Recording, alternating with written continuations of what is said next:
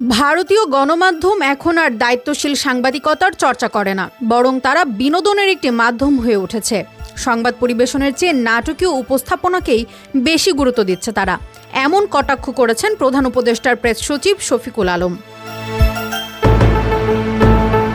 যশোরের কেশবপুর উপজেলার পাথরাপল্লী উন্নয়ন মাধ্যমিক বিদ্যালয়ের পুনর্মিলনী অনুষ্ঠানে এসব মন্তব্য করেন তিনি। এ সময় সাবেক রাষ্ট্রপতি আব্দুল হামিদের দেশত্যাগ প্রসঙ্গেও কথা বলেন প্রেস সচিব। এই ইস্যুতে শফিকুল আলম জানান, সরকারের পক্ষ থেকে ইতোমধ্যে আনুষ্ঠানিক বিবৃতি দেওয়া হয়েছে। তিনি আরও বলেন, সন্দেহভাজনদের বিরুদ্ধে তদন্ত চলছে, যারা দায়ী তাদের বিরুদ্ধে যথাযথ ব্যবস্থা নেওয়া হবে এবং ইন্টারিম সরকারের পক্ষ থেকে এই বিষয়ে জনগণকে অবহিত করা হয়েছে।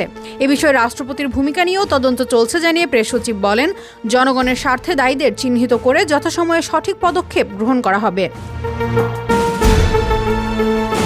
এর আগেও চট্টগ্রাম প্রেস ক্লাবের জুলাই বিপ্লব স্মৃতি হলে গণমাধ্যমের চ্যালেঞ্জ শীর্ষক এক আলোচনা সভায় ভারতীয় মিডিয়া নিয়ে কথা বলেছিলেন শফিকুল আলম। বলেছিলেন, বাংলাদেশকে অস্থিতিশীল করার জন্য ভারতীয় গণমাধ্যমগুলো প্রতিদিন ভয়ঙ্কর অপতথ্য ছড়াচ্ছে।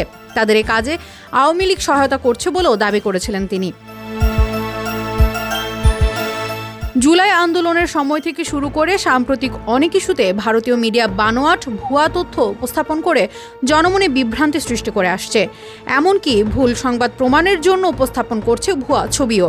যাচাই করে দেখা গেছে এসব ছবির বেশিরভাগই অন্য কোনো ঘটনার প্রেক্ষাপটে তোলা। অনেকেই ইতোমধ্যে বিষয়টি নিয়ে সোচ্চার হয়েছেন।